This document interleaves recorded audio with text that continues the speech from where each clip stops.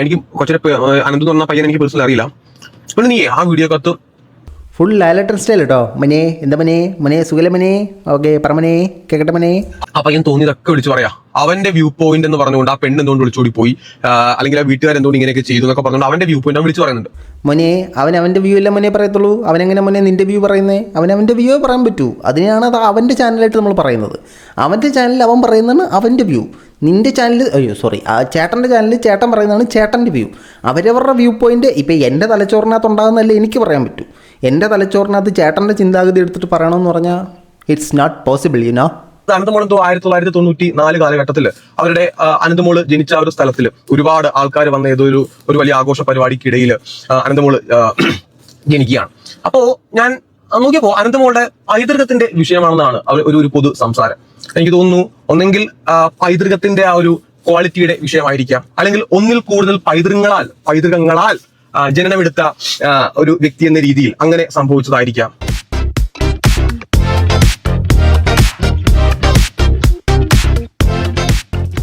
എല്ലാ പ്രിയ സുഹൃത്തുക്കൾക്കും പുതിയൊരു വീഡിയോയിലേക്ക് ഹാർദവമായ സ്വാഗതം. നമ്മുടെ പ്രധാന വിഷയത്തിലേക്ക് കടക്കുന്നതിന് മുമ്പ് എല്ലാ ദിവസവും എല്ലാ വീഡിയോയിലും എല്ലായ്പ്പോഴും പറയുന്ന പോലെ തന്നെ നമ്മുടെ വീഡിയോ കാണുന്ന നിങ്ങൾ ആരെങ്കിലുമൊക്കെ സബ്സ്ക്രൈബ് ചെയ്യാതെയാണ് കണ്ടുകൊണ്ടിരിക്കുന്നതെങ്കിൽ ഒന്നും നോക്കണ്ട, ഇടം വല്ലതും നോക്കാതെ ആ സബ്സ്ക്രൈബ് ബട്ടനെ നോക്കി പ്ലഗനെ എന്നൊരു ക്ലിക്ക് വെച്ച് കൊടുക്കുക. ഇപ്പോഴും മുന്നോട്ടുള്ള യാത്രയിൽ എനിക്ക് നിങ്ങളുടെ സഹായം തീർച്ചയായിട്ടും ആവശ്യമാണ്.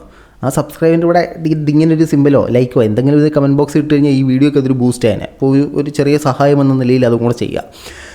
ഇനി നമുക്ക് നമ്മളെ വിഷയത്തിലേക്ക് വരികയാണെങ്കിൽ, കഴിഞ്ഞ ദിവസം ഉപ്പും മുളക് വിഷയം ഒരു 2-3 ദിവസം കൊണ്ട് ഭയങ്കര പ്രശ്നമായിട്ട് കിടന്ന് ചുറ്റിക്കറങ്ങിക്കൊണ്ടിരിക്കുകയാണ്. വിഷയം അറിയാത്തവർക്ക് വേണ്ടി ഞാൻ ചുരുക്കി പറയാം. അതായത് ഈ വീഡിയോ ആദ്യമായിട്ടൊക്കെ കാണുന്ന ആളുകളുണ്ടെങ്കിൽ അങ്ങനെയുള്ള ആളുകൾക്ക് വേണ്ടി. ഉപ്പും മുളക് എന്ന് പറഞ്ഞ ഫാമിലി ഉണ്ടായിരുന്നു. അവർക്ക് 2 മക്കളുണ്ടായിരുന്നു. ആദ്യത്തെ മകൾ കല്യാണം ഉറപ്പിച്ച് എൻഗേജ്മെൻറ്റ് കഴിഞ്ഞപ്പോഴത്തേനും ഒരു പയ്യൻ്റെ കൂടെ ഒളിച്ചോടി. രണ്ടാമത്തെ മകളും കല്യാണം ഉറപ്പിച്ചെല്ലാം കഴിഞ്ഞപ്പോഴത്തേനും എൻഗേജ്മെൻ്റ് ഒക്കെ കഴിഞ്ഞപ്പോഴത്തേനും കല്യാണം ഉറപ്പിച്ച് അതേ പയ്യൻ്റെ കൂടെ ഒളിച്ചോടി. ഇതിനെ റിയാക്ഷൻ വീഡിയോ ചെയ്യുന്നവരെല്ലാം വിമർശിക്കാൻ തുടങ്ങി. അതേപോലെ തന്നെ റിയാക്ഷൻ വീഡിയോ ചെയ്യുന്നവരെ എല്ലാം ഈ ഫാമിലിയിലെ അച്ഛനും അമ്മയും വിളിച്ചിട്ട് അവരെ കൺവിൻസ് ചെയ്ത് അവരെല്ലാം ഇവർക്ക് അനുകൂലമായി സംസാരിക്കാൻ തുടങ്ങി. അങ്ങനെ സമയത്ത് എതിരെ സംസാരിച്ചവരൊരു പക്ഷത്തും അനുകൂലിച്ച് സംസാരിച്ചവരൊരു പക്ഷത്തും എന്ന നിലയിൽ നിൽക്കുകയാണ് നിലവിലത്തെ സാഹചര്യത്തിൽ. സോ നമ്മുടെ ബിഗ് ബോസ് താരം സിജോ വന്നിട്ട് ഇതിനെതിരെ ഒരു പരാമർശം നടത്തി. ഈ നടത്തിയ പരാമർശത്തിൽ ലൈഫ് ഓഫ് അനന്തു എന്ന് പറയുന്ന യൂട്യൂബ് ചാനലിനെതിരെ പുള്ളി പറഞ്ഞം പുച്ഛിച്ചു. അപ്പോൾ ഈ ലൈഫ് ഓഫ് അനന്തു എന്ന് പറയുന്ന ആൾ പൊതുവേ പുള്ളിക്കാരനെ എന്തെങ്കിലും പറഞ്ഞു കഴിഞ്ഞാൽ പുള്ളിക്കാരൻ വലിച്ചു കീറി ഇങ്ങനെ പിഴിഞ്ഞ് ഇങ്ങനെ കുടഞ്ഞ് ഇങ്ങനെ അയവിരിക്കുന്നൊരു ക്യാരക്ടറാണ് പുള്ളിയുടെ വീഡിയോസിൻ്റെ ഒരു നേച്ചർ എന്ന് പറയുന്നത്. പുള്ളി അതുപോലെ തന്നെ ചെയ്തു. പുള്ളി തിരിച്ച് സിജോയ്ക്കെതിരെ സിജോ 2 വർഷം മുമ്പ് ചെയ്ത വീഡിയോ ഒക്കെ എടുത്തിട്ട് വീഡിയോ ആയിട്ട് ചാമ്പി. ഈ വീഡിയോയും കാര്യങ്ങളും എല്ലാം ഞാനും കട്ട് ചെയ്തെടുത്തു. ഞാനും ഇത് അനന്തുവിൻ്റെ കയ്യിൽ നിന്ന് തന്നെ കോൺടാക്ട് ചെയ്ത് ഞാൻ കുറേ സാധനങ്ങളൊക്കെ മേടിച്ചു ഒക്കെ വെച്ച് കഴിഞ്ഞിട്ട് ഞാനിങ്ങനെ ആലോചിച്ചപ്പോൾ എനിക്ക് മനസ്സിലായി, അനന്തു ചെയ്ത അതേ സാധനം ഞാനെടുത്തിട്ട് ചെയ്യാനാണെങ്കിൽ എൻ്റെ വീഡിയോ എന്തിനു നിങ്ങൾ കാണണം? നിങ്ങൾക്ക് നേരെ പോയി അനന്തിൻ്റെ വീഡിയോ കണ്ടാൽ അത് പൊട്ടിച്ചിരിച്ചാൽ പോരെ. ഞാനത് തന്നെ എടുത്തിട്ട് ഇവിടെ ഛർദ്ദിക്കുന്ന കാര്യമില്ലല്ലോ. അങ്ങനെ ഞാനത് ചെയ്യുന്നില്ലെന്ന് വെച്ചു. കുറച്ച് കഴിഞ്ഞപ്പോൾ സിജോ അതിനുള്ള മറുപടിയായിട്ട് വന്നേക്കുന്നു. ഏതായാലും നമുക്ക് സിജോ ആദ്യം പറഞ്ഞത് മുതലേ കണ്ടു തുടങ്ങാം. ലൈറ്റ് എന്ന് പറഞ്ഞ യൂട്യൂബ് ചാനലിനെ കുറിച്ച് നിങ്ങൾ കുറേ പേർക്ക് അറിയാനായിട്ട് സാധിക്കും.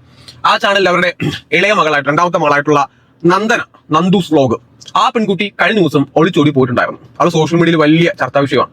ഒരുപാട് ആൾക്കാർ വീഡിയോസ് ചെയ്യുന്നുണ്ട്. പ്രത്യേകിച്ച് ആ ഫാമിലിയെ ഉപ്പുമുളക് ലൈറ്റിലെ അച്ഛനെയും അമ്മയും എതിർത്തുകൊണ്ട്, കളിയാക്കിക്കൊണ്ട്, പരിഹസിച്ചുകൊണ്ട്, അവരെ ആക്ഷേപിച്ചുകൊണ്ട്, സത്യാവസ്ഥ മനസ്സിലാക്കാതെ കാഞ്ചം പൂഞ്ചം കുറെ ആൾക്കാർ വീഡിയോസ് ചെയ്യുകയും.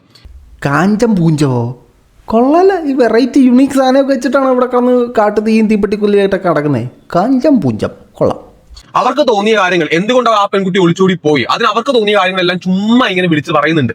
അതിലേക്ക് ഞാൻ വരാം. ഈ വായി തോന്നിയത് എവിടത്തെയോ പാട്ടെന്ന രീതിയിൽ വായി വരുന്ന വിവരക്കേടൊക്കെ വിളിച്ച് പറയുന്ന കുറച്ച് റിയാക്ഷൻ ചെയ്യുന്ന ആൾക്കാരൊക്കെ ഉണ്ട്. അത് ഞാൻ പറയാം. അതിൽ ഈ സിജോ ടോക്സ് വരുമോ? അല്ല, എനിക്കതറിഞ്ഞാൽ മതി. നിങ്ങളുടെ കുറേ തമ്മിലൊക്കെ കണ്ടപ്പോൾ അങ്ങനെ തോന്നി. കുറച്ച് വീഡിയോ കണ്ടപ്പോഴും കാഞ്ചം പൂഞ്ചം പറയുന്ന പോലെ എനിക്ക് തോന്നി. ഇനി കാഞ്ചം പൂഞ്ചമൊക്കെയാണോ പറയാൻ പോകുന്നത്? ഈ പെൺകുട്ടി ഒളിച്ചോടി പോയപ്പോഴത്തേക്കും എല്ലാവരും അച്ഛനും അമ്മയും ഫാമിലിയും കുറ്റം പറയുന്നു. അറ്റ്ലീസ്റ്റ് അവരെ വിളിച്ച് ഇതെന്താണെന്ന് ചോദിക്കാം. അല്ലെങ്കിൽ ഈ റിയാക്ഷൻ വീഡിയോസ് ചെയ്യുന്ന ആൾക്കാരാണെങ്കിലും എന്താണ് സംഭവം എന്ന് അറിയാം. എന്നിട്ട് വേണം നിങ്ങൾക്ക് തോന്നുന്നതൊക്കെ വിളിച്ച് പറയാനായിട്ട്. ഞാൻ ഏറ്റവും ആദ്യം ചെയ്ത കാര്യം അവരെ വിളിച്ചിട്ട് എന്താണ് സംഭവം ഞാൻ അന്വേഷിച്ചു. പ്രിയ സുഹൃത്തെ, ഈ റിയാക്ഷൻ വീഡിയോ ചെയ്യുന്ന എല്ലാവർക്കും എല്ലാ വിഷയത്തിലും വിളിച്ച് ചോദിച്ചറിഞ്ഞ് ചെയ്യാൻ സാധിക്കില്ല. അതൊന്നാമത്തെ പ്രശ്നം. രണ്ടാമത്തെ പ്രശ്നം, ഈ സിജോയെ പോലെ സീക്രട്ട് ഏജന്റിനെ പോലെ ഈ മുൻപന്തിയിൽ നിൽക്കുന്ന ആളുകൾക്ക് ചിലപ്പോൾ ഈ പറയുന്ന സാധനങ്ങൾ നടക്കുമായിരിക്കും. പക്ഷേ നിങ്ങളുടെ ഒരു സബ്സ്ക്രൈബർ കൗണ്ടൊക്കെ വെച്ചിട്ട് നിങ്ങൾക്ക് അവരെ റീച്ച് ചെയ്യാനും നിങ്ങളോട് സംസാരിക്കാൻ സാധ്യതയുണ്ട്. പക്ഷേ അത്രയും സബ്സ്ക്രൈബർ കൗണ്ട് ഇല്ലാത്ത വളർന്നു വരുന്ന ഭാവിയിൽ വലിയ താരങ്ങളാകാൻ പോകുന്ന ചില യൂട്യൂബേഴ്സ് വിളിച്ചു കഴിഞ്ഞാൽ ചിലപ്പോൾ അത്തരത്തിലൊരു റെസ്പോണ്ട് ഉണ്ടാകണമെന്നില്ല. അതുകൂടെ മനസ്സിലാക്കുക. സോ നമ്മൾ എല്ലാ വീഡിയോ ചെയ്യുമ്പോഴും വിളിച്ച് ചോദിച്ച് നിങ്ങളുടെ ഭാഗമാണോ ശരി, അവരുടെ ഭാഗമാണോ ശരി എന്ന് ചോദിച്ചിട്ട് ചെയ്യാൻ സാധിക്കില്ല. അങ്ങനെ ചെയ്താൽ തന്നെ നമ്മൾ ഒരാളുടെ ഭാഗം കേൾക്കുമ്പോൾ നമുക്ക് അത് ശരിയാണെന്ന് തോന്നും, അടുത്ത ആളുടെ ഭാഗം കാണുമ്പോൾ അത് ശരിയാണെന്ന് തോന്നും. ഈ റിയാക്ഷൻ വീഡിയോ എന്ന് പറഞ്ഞാൽ ഒരാളുടെ വീഡിയോ വരുമ്പോഴത്തേനും അതിനകത്ത് നമ്മൾ പോയി നമ്മൾ FIR റിപ്പോർട്ടൊക്കെ ഉണ്ടാക്കി അതിനകത്ത് അവരുടെ മൊഴിയൊക്കെ എടുത്ത് ചെയ്യുന്നതല്ല. നമ്മൾ ആ വീഡിയോ കാണുമ്പോൾ നമുക്ക് തോന്നുന്ന റിയാക്ഷൻ, നമ്മുടെ അഭിപ്രായങ്ങളാണ് നമ്മളതിൽ വ്യക്തമാക്കുന്നത്. ഇത് ഞാൻ സിജോ സാറിനെ പഠിപ്പിച്ച് തരേണ്ട ആവശ്യമില്ലല്ലോ. ബാക്കി പറയുന്ന പേര് ഇത് തെറ്റിയാണ് പറഞ്ഞതെന്ന് ഞാൻ വിളിച്ചപ്പോൾ അവർ പറഞ്ഞു. അവർ ഉദ്ദേശിച്ചത് അനന്തു എന്ന് പറഞ്ഞ പയ്യനെയാണ്. അതായത് അതുൽ വ്ളോഗ്സിനെ ആണ് ഉപ്പും മുളകും ഫാമിലി തിരിച്ച് പറഞ്ഞത്, അവരെ വിമർശിച്ചെന്നുള്ള രീതിയിൽ. അത് ഇദ്ദേഹം തിരുത്തുമാണ്. അവർക്ക് വേണ്ടി അവരെ വിളിച്ചന്വേഷിച്ചതിൻ്റെ പേരിൽ അവർക്ക് വേണ്ടി തിരുത്തി അത് അനന്തുവാക്കി പറയുകയാണ്. ബാക്കി പണ ഈ പയ്യന്റെ വീഡിയോ കല്യാണം നടത്താൻ ക്യാഷ് ഇല്ല, പെണ്ണ് ഇറങ്ങിപ്പോയി ഒരു വീഡിയോ ചെയ്തിട്ടുണ്ട് ഫെബ്രുവരി 4-ാം തീയതി. 3 ലക്ഷത്തിനടുത്ത് 2,80,000 മുകളിൽ വ്യൂസ് ഇപ്പോൾ ഞാൻ ഈ വീഡിയോ കാണുന്ന സമയത്ത് ഉണ്ട്. മോനെ എനിക്ക് കൊച്ചിനെ അനന്തു എന്ന് പറഞ്ഞ പയ്യൻ എനിക്ക് പേഴ്സണൽ അറിയില്ല. പിന്നെ നീ ആ വീഡിയോ കത്ത് ഫുൾ ലാലട്ടർ സ്റ്റൈൽ കേട്ടോ. മനെ എന്താ മനെ സുഖല മനെ, ഓക്കെ പറമനെ കേക്കട്ടെ മനെ. ആ പയ്യൻ തോന്നിയതൊക്കെ വിളിച്ചു പറയാ. അവന്റെ വ്യൂ പോയിന്റ് എന്ന് പറഞ്ഞുകൊണ്ട് ആ പെണ്ണ് എന്തുകൊണ്ട് വിളിച്ചോടി പോയി, അല്ലെങ്കിൽ ആ വീട്ടുകാർ എന്തുകൊണ്ട് ഇങ്ങനെയൊക്കെ ചെയ്തു എന്നൊക്കെ പറഞ്ഞുകൊണ്ട് അവന്റെ വ്യൂ പോയിന്റ് വിളിച്ചു പറയുന്നുണ്ട്. മോനെ അവൻ്റെ വ്യൂ അല്ല മോനെ പറയത്തുള്ളൂ. അവനെങ്ങനെ മോനെ നിന്റെ വ്യൂ പറയുന്നേ? അവൻ്റെ വ്യൂ പറയാൻ പറ്റൂ. അതിനാണ് അത് അവൻ്റെ ചാനലായിട്ട് നമ്മൾ പറയുന്നത്. അവൻ്റെ ചാനലിൽ അവൻ പറയുന്നതാണ് അവൻ്റെ വ്യൂ. നിൻ്റെ ചാനൽ ആ ചേട്ടൻ്റെ ചാനലിൽ ചേട്ടൻ പറയുന്നതാണ് ചേട്ടൻ്റെ വ്യൂ. അവരവരുടെ വ്യൂ പോയിന്റ് ഇപ്പം എൻ്റെ തലച്ചോറിനകത്ത് ഉണ്ടാകുന്നതല്ലേ എനിക്ക് പറയാൻ പറ്റൂ. എൻ്റെ തലച്ചോറിനകത്ത് ചേട്ടൻ്റെ ചിന്താഗതി എടുത്തിട്ട് പറയണമെന്ന് പറഞ്ഞാൽ it's not possible, you know. നിന്റെ വ്യൂ പോയിന്റ് നീ ഈ ലക്ഷക്കണക്കിന് ആൾക്കാർ കാണുകയും വിളിച്ചു പറയുമ്പോഴത്തേക്കും അറ്റ്ലീസ്റ്റ് എന്താണ് സംഭവം അന്വേഷിക്കാനായിട്ടുള്ള ഒരു ബോധം കൂടെ നീ കാണിക്കണം. നിന്റെ ഇൻസ്റ്റാഗ്രാമിലേക്ക് ആരൊക്കെയോ മെസ്സേജ് ചെയ്തു. ആ മെസ്സേജ് ചെയ്തത് മൊത്തം കൊളാബ. അതായത് ഉപ്പുമുളക് ഫാമിലി എന്ന് പറയുന്ന ഇവർക്ക് എല്ലാം കൊളാബിലൂടെയാണ് എൻഗേജ്മെന്റ് നടത്തിയത്. അവരുടെ കയ്യിൽ നിന്ന് പൈസയൊന്നും ഇറങ്ങിയിട്ടില്ല. മോനെ ഈ കൊളാബ് എന്ന് പറയുന്നത് ചുമ്മാ ഒരു സ്ഥലത്ത് ഇങ്ങനെ വെച്ചിട്ട് ഇഷ്ടമുള്ള ആൾക്കാർ പോയി എടുത്തു എന്ന് പറയുന്ന ബൊഫേ സിസ്റ്റം ഒന്നും അല്ലത്.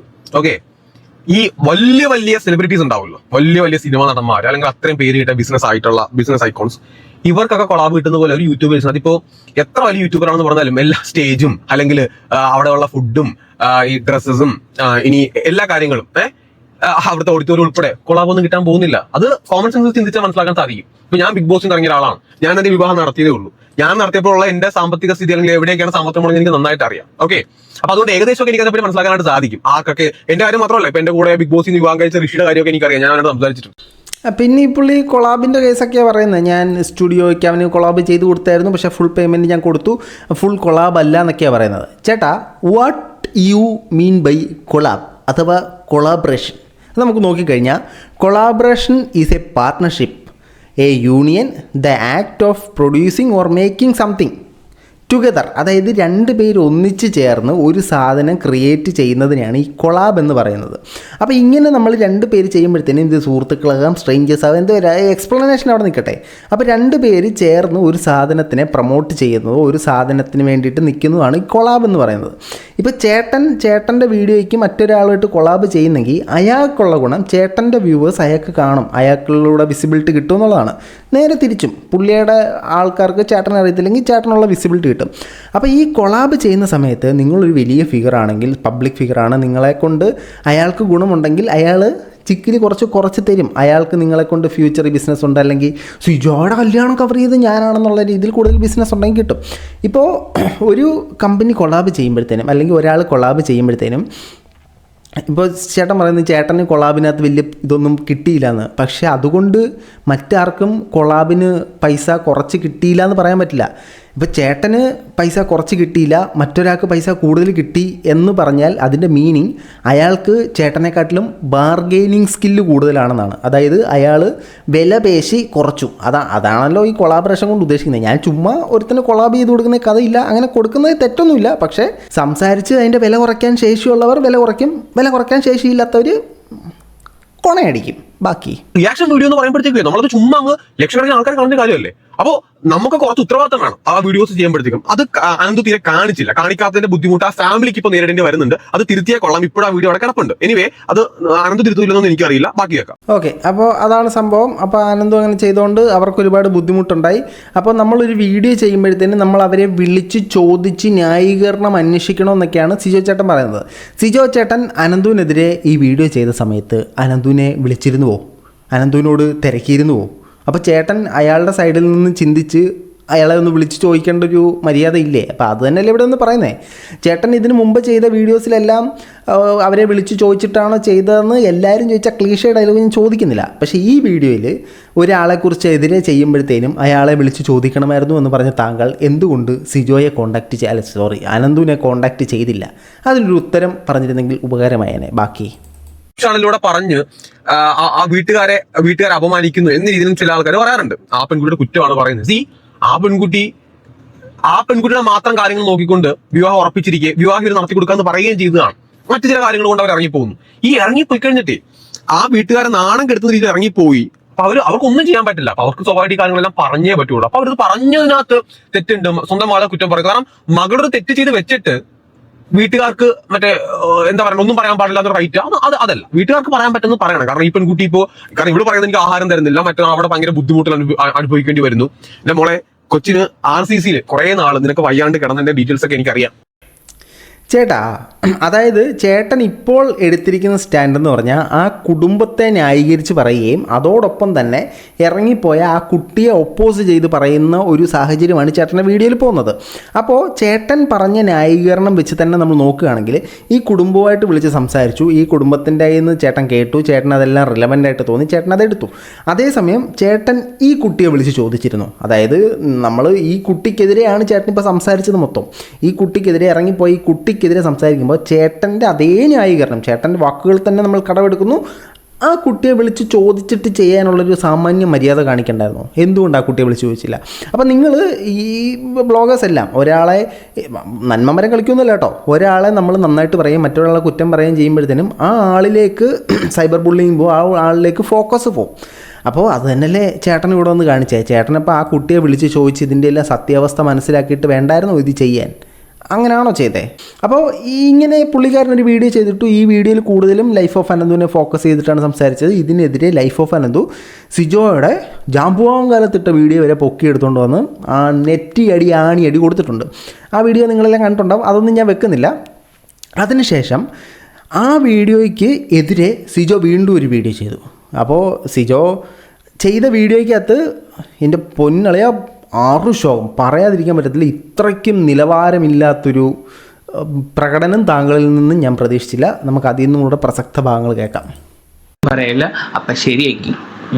ഓക്കെ, ഈ വീഡിയോ ഞാൻ കണ്ട സമയത്ത് അനന്ത് മോള് പിന്നെ ഇടപെട്ട് കഴിഞ്ഞാൽ മോള് ചെറ്റയായി പോവും. അപ്പൊ അത് മോള് ഇതിനകത്ത് അനന്തു മറ്റേ മോനെ എന്ന് വിളിച്ച കേസിൽ സംസാരിച്ചപ്പോൾ ഈ സിജോ അറിയാലോ എല്ലാവരോടും മോനെ, എന്താ മോനെ, ശരിയില്ല മോനെ, ഒക്കെയല്ലേ മോനെ എന്ന് പറഞ്ഞൊരു ലാലേട്ടൻ സ്റ്റൈൽ പിടിച്ചങ്ങ് പോവാം. അങ്ങനെ സമയത്ത് അനന്ത് തിരിച്ച് എനിക്ക് ഏജ് നിങ്ങളെക്കാട്ടിലും കൂടുതലുണ്ടെന്നുള്ള കാര്യം സംസാരിച്ചിരുന്നു. അതുകൊണ്ട് അനന്തുവിനെ ഇനി മുതൽ മോനെ എന്ന് വിളിക്കുന്നില്ല, മോളെ എന്ന് വിളിക്കാമെന്നാണ് പറഞ്ഞത്. ഇത് നിങ്ങൾ നോട്ട് ചെയ്ത് വെച്ചോ. ഇത് ഞാൻ കമൻറ്റ് ബോക്സിലേക്ക് വരുമ്പോൾ കാണിച്ചു തരാം. തെറ്റാൻ പാടില്ല ഒന്ന്. പിന്നെ എന്നെ പറ്റിയും സായിയെ പറ്റിയൊക്കെ പറയുന്ന കാര്യങ്ങളെന്ന് വെച്ച് കഴിഞ്ഞാൽ വെടലകള്, മാങ്ങാണ്ടി മുറന്മാര്, കൊണേഷ് കണ്ണാപ്പികൾ, ഇങ്ങനെ ഒരുപാട്. ഇത് ഇപ്പോഴത്തെ വീഡിയോ അല്ല കേട്ടോ, കുറച്ച് നാൾ മുമ്പ് അനന്തു ഇവരെ വിമർശിച്ച വീഡിയോ ആണ്. അത് വെച്ചിട്ടാണ് ചോദിച്ചത് സിജോ ഒന്ന് സംസാരിച്ചൂടെ. ഞാനപ്പോ അനന്തുമോളെ പറ്റി ഏറ്റവും ആദ്യം സിജോ സംസാരിച്ചൂടെന്ന് വെച്ചാൽ റോക്കിയായിട്ടുള്ള പ്രശ്നത്തിൽ റോക്കി ഇദ്ദേഹത്തിന്റെ കല്യാണത്തിനൊക്കെ വന്ന് ചിരിച്ചു കാണിച്ച്, അന്നേരം സിജോ ചിരിച്ചു കാണിച്ചില്ല. അപ്പോൾ സിജോയും സീക്രട്ട് ഏജന്റ് കണ്ണാപ്പിയാണ്, വെടലുകളാണെന്നൊക്കെയാണ് അനന്തു പറഞ്ഞത്. അതിനുള്ള മറുപടി ആട്ടോ പറയുന്നത്. ഖണ്ഡങ്ങൾക്ക് മുമ്പുള്ള സാധനങ്ങൾ എടുത്തിട്ട് അനന്ത് ചെയ്ത് അതേ സ്റ്റൈല് ഒന്ന് റീക്രിയേറ്റ് ചെയ്യാൻ ട്രൈ ചെയ്തിരിക്കുകയാണ്. പക്ഷേ അനന്തിൻ്റെ ഒരു ഹ്യൂമർ സെൻസ് വന്നില്ല, ലേശം സീരിയസ് ആയിപ്പോയി. ഞാൻ അന്വേഷിക്കുന്നുള്ളതാണല്ലോ.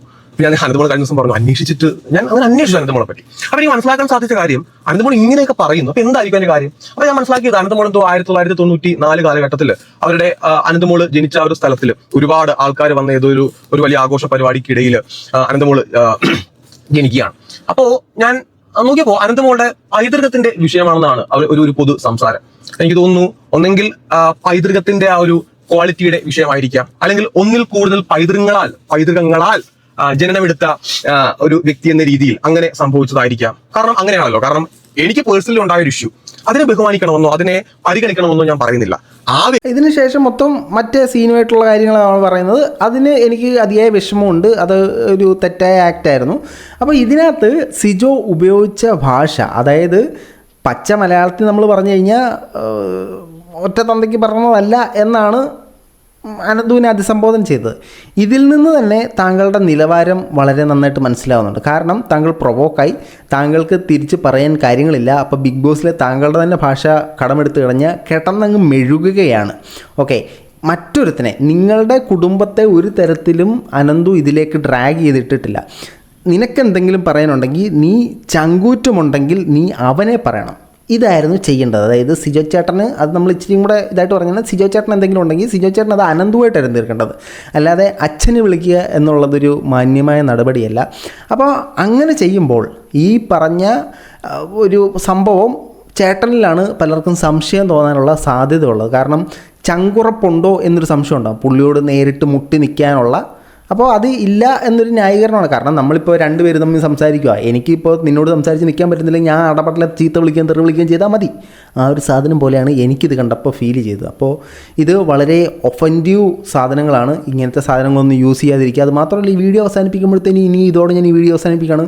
അനന്തു ഇനി എന്നെ വിളിച്ച് സംസാരിച്ചാൽ മതി, എൻ്റെ അനന്തുവിനെ ഇനി ഞാൻ വിളിച്ച് സംസാരിക്കാമെന്നൊക്കെ പറയുമ്പോഴത്തേനും ഈ വീട്ടിലിരിക്കുന്നവരെ ഇത്തരത്തിൽ അവഹേളിക്കുന്ന സാധനം ഒഴിവാക്കായിരുന്നു.